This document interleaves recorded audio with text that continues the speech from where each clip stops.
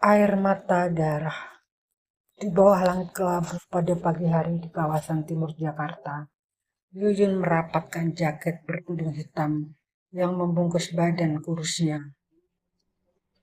Ketika memasuki halaman sebuah panti asuhan khusus balita, ia dihadang petugas keamanan. Ditanya maksud dan tujuan kedatangannya.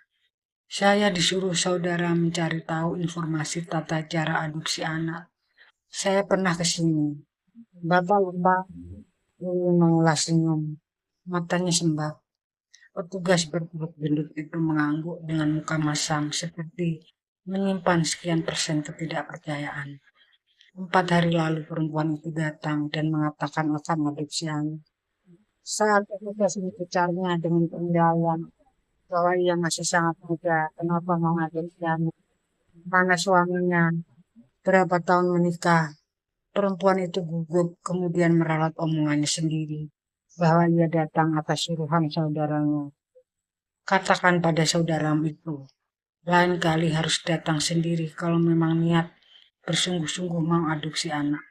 Petugas mundur 2 langkah ke samping. Yuyun cepat-cepat pergi menjauhi petugas yang memakainya itu.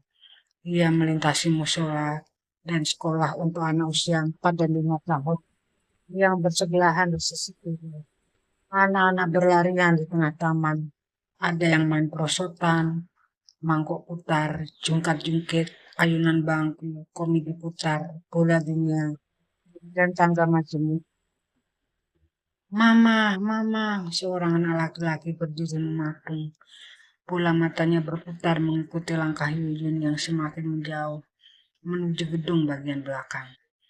Anak-anak di panti ini dipersiapkan untuk diadopsi pasangan suami istri yang minimal 10 tahun menikah tapi belum dikaruniai keturunan.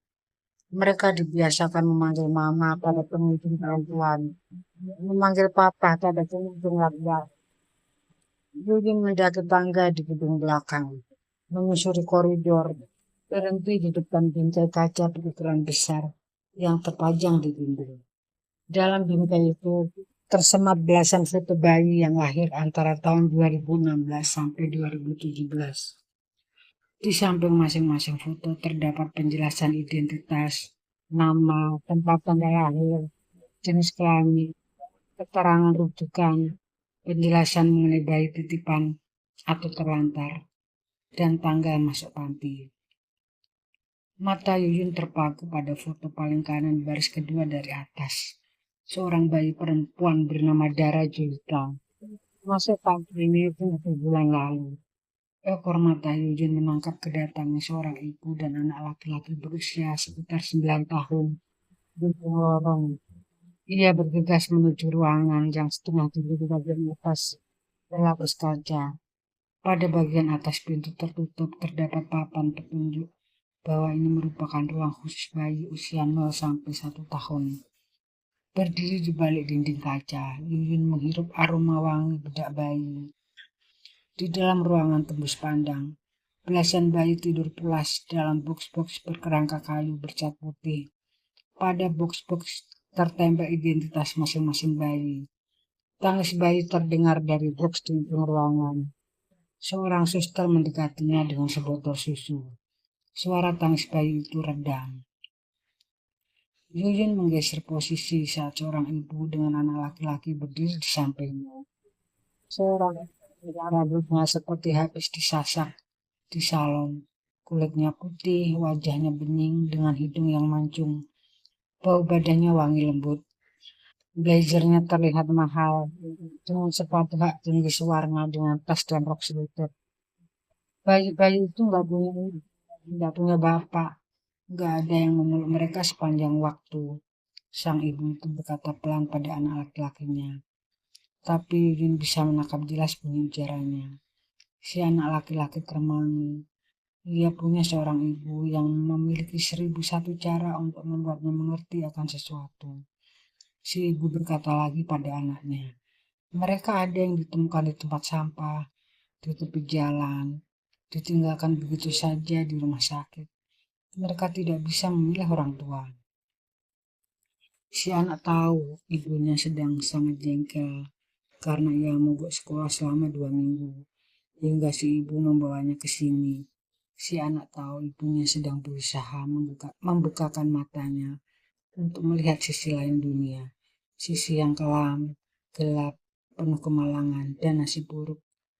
Kamu punya orang tua lengkap, mendapat kesempatan belajar di sekolah terbaik. Harusnya kamu bersyukur dengan cara rajin sekolah, kata si ibu lagi. Pindah sekolah aja, Bun. Mereka terus membuliku, mempermalukanku. Akhirnya untuk pertama kali setelah WhatsApp bicara sekian lama, si anak menceritakan apa yang sesungguhnya ia alami di sekolah. Si ibu merengkuh bahu anaknya. Bunda akan menemui gurumu. Kita hadapi bersama-sama masalah ini. Si ibu membimbing anaknya pergi menjauh. Lilin termangu di balik kaca dengan wajah beku. Pengunjung silih berganti datang. Ada yang sendirian, bersama teman. Ada juga yang datang dengan pasangannya. Umumnya mereka bakal calon orang tua adopsi itu menghabiskan waktu 5-10 menit, kemudian beralih ke ruangan lain, lanjut ke ruangan khusus bayi usia 1-2 tahun, ruangan khusus bayi usia 2-3 tahun, dan seterusnya. Tapi Yuyun belum beranjak dari tempat berikutnya semula. Seorang perempuan berusia 45 berkulit gelap bersama anak lelaki usia 14 tahun berkulit terang berambut keriting merapat di samping Yuyun. Perempuan itu memakai busana panjang longgar dan kerudung merah yang ujung-ujungnya dililitkan di leher. Sebenarnya ibu ingin mengajakmu ke sini saat kamu berulang tahun ke-17, si ibu berkata setengah berbisik. Apa pentingnya tempat ini buatku, kata si anak lelaki dengan suara ketus.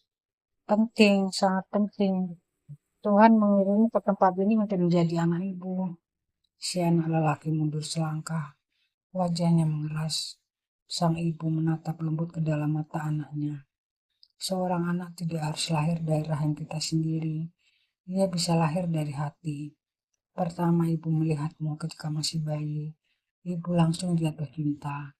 Selama 6 bulan, ibu bolak-balik ke sini hampir tiap hari karena ingin cepat-cepat menggendongmu, memelukmu, memberimu susu, menidurkanmu. Ayahmu ikut ke sini pada hari Sabtu dan Minggu. Semua orang menyayangimu di sini, tapi ibu dan ayah ingin merawatmu di rumah. Selama masa penantian proses adopsi disahkan oleh hakim di pengadilan, ibu dan ayah menyimpan segala sesuatunya di rumah, layaknya menyambut seorang pangeran. Kamar untukmu, mainan, baju-baju. Ayah juga sudah membuat tempat pekerjaanmu pendidikanmu. Hingga perguruan tinggi, sang ibu menghela napas. Anak lelaki itu menelan ludah, matanya memerah. Si ibu berkata lagi, hari-hari belakangan ini ibu sudah 2 kali dipanggil ke sekolah karena kamu terlibat tawuran.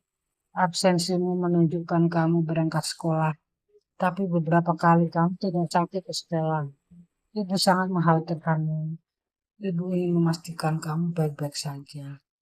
Ibu berhasil meluluhkan hati ayahmu yang akhirnya memberikan persetujuan untuk membawamu ke sini. Bukan untuk apa-apa. Kami pikir lebih cepat kamu mengetahui hal ini.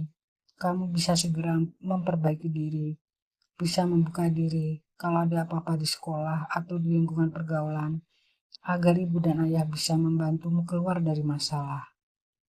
Ibu itu meraih tangan anaknya, tapi si anak menepisnya, membalik badan, berjalan cepat ke arah tangga di ujung koridor.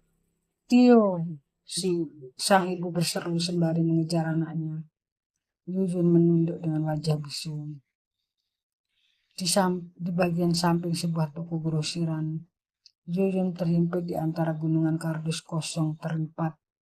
Ia mengambil satu demi satu, membukanya, memasang lakban di bagian bawah, kemudian memberikannya pada orang-orang yang belanja dalam jumlah banyak untuk dijual lagi di warung di rumahnya yang serius.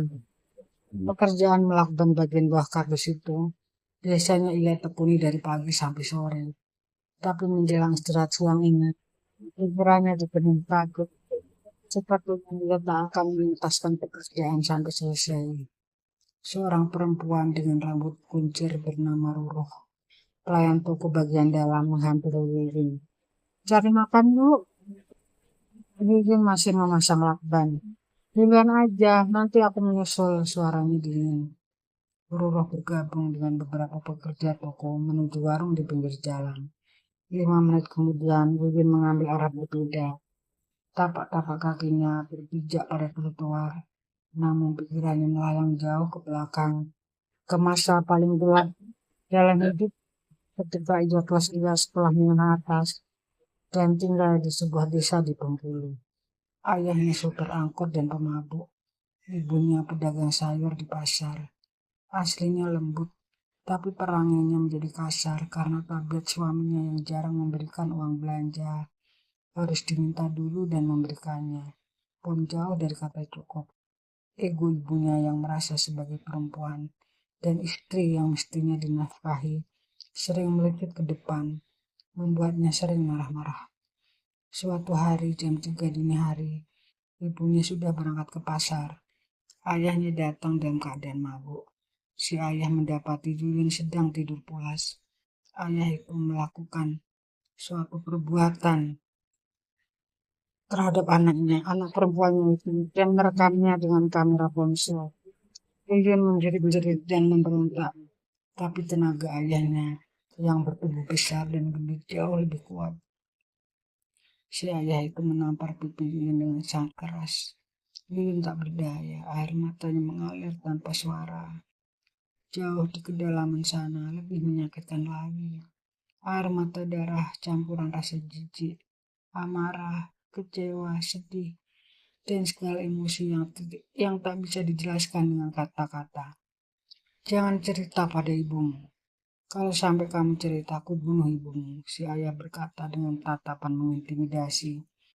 Yuyun menutupi badannya dengan kain jahat yang sudah usang.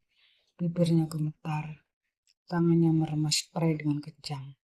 Si ayah bersendawa usai menenggak alkohol. Mandilah, tersenyumlah seperti biasanya. Jangan tunjukkan air matamu pada orang lain. Ketika ayahnya terkulai menggelepar di lantai, Yuyun mengeluarkan motor dengan pelan. Ia meluncur ke arah kota. Sepanjang jalan air matanya mengalir deras. Ia menjual motor dan kabur ke Jakarta dengan tujuan ke tempat Ruruk, teman yang ia kenal melalui jaring pertemanan Facebook. Yuyun menumpang di kamar kos Ruruk. Ia menceritakan apa yang dialami dan meminta Ruruk merahasiakannya. Ruruk menuruti kemauan Yuyun, bahkan mengajaknya bekerja di toko grosiran. Coba baca, kata Ruruk suatu hari, sembari menunjukkan ponselnya pada kita mengulas temuan sebuah yayasan yang fokus pada perlindungan perempuan dan anak di Papua. Yayasan itu mencatat sepanjang 2016 hingga triwulan pertama 2017 terjadi 176 kasus kekerasan seksual di Bengkulu. Di antaranya 115 kasus pemerkosaan terhadap perempuan. Selebihnya merupakan korban pelecehan seksual. Dalam dalam kasus pemerkosaan ditemukan 95% pelaku memiliki relasi personal dengan para korban. Yuyun mengembalikan ponsel pada Ruruk dengan pandangan hampa. Ia tahu 2 minggu sebelumnya anak tetangganya yang masih kelas 3 sekolah menengah pertama diperkosa ayahnya. Ia tak menyangka hal serupa menimpa dirinya. Beberapa kali keinginan bunuh diri melintas di kepala Yuyun. Tapi entah mengapa, ia selalu tak punya keberanian untuk mewujudkannya. Sampai kemudian ia tahu, ternyata pemerkosaan itu membuatnya hamil. Ruruk lah yang membantunya melewati hari-hari yang sulit. Yuyun melahirkan bayi perempuan di rumah sakit Pasar Raya. Dia dikuasai perasaan jijik mengingat bayi itu merupakan hubungan paksa sedarah. Usai muntah-muntah karena mula tak tertahankan, Yuyun menulis surat. Bayi ini bernama Dara Juita. Saya tak sanggup merawatnya. Semoga bayi ini mendapatkan orang tua yang menyayanginya dengan tulus. Ia letakkan kertas surat itu di bantal, kemudian lari keluar sebelum suster datang pertama kali membawa bayinya untuk menyusu padanya.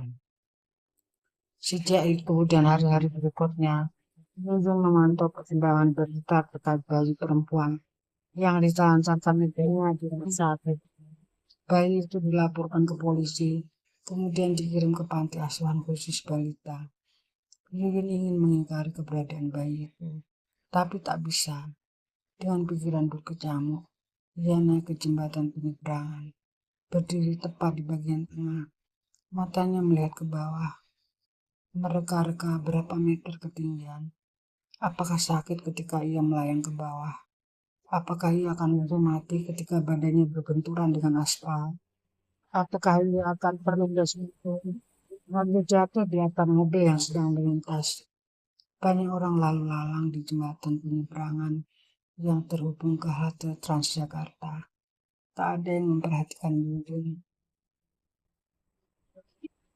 Tak ada sesuatu yang istimewa dari Yuyun yang harus menjadi perhatian. Sepintas tak ada bedanya ia dengan beberapa orang yang juga berdiri menikmati pemandangan kota. Ibu, apa kamu merindukanku? Gumam Yuyun kepada angin. Ibunya yang membantu pulang dan berani pada Yuyun, anak semata lawangnya.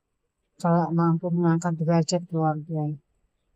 Ibunya yang sering ngomel, tapi sesungguhnya menyimpan kelembutan dan kesadaran.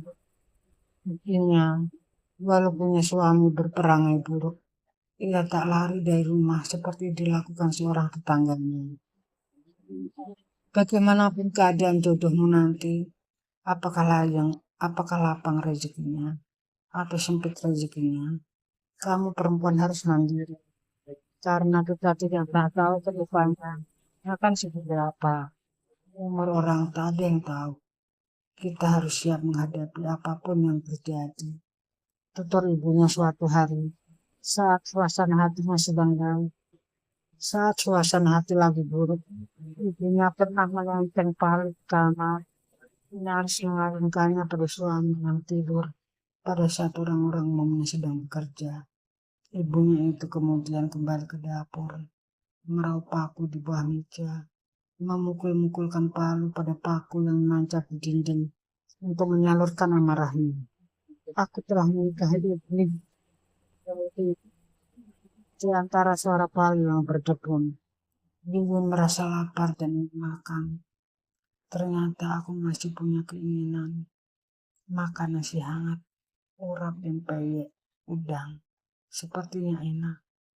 Bunuh diri bisa menunggu besok, kata batinnya. Ia menuruni tangga jembatan, melongok mencari warung Tegal. Tapi yang terjangkau matanya rumah makan Padang. Kakinya melangkah ke depan dan berhenti di depan kantor polsek. Beberapa detik kemudian, ia bergegas ke dalam kantor polisi itu.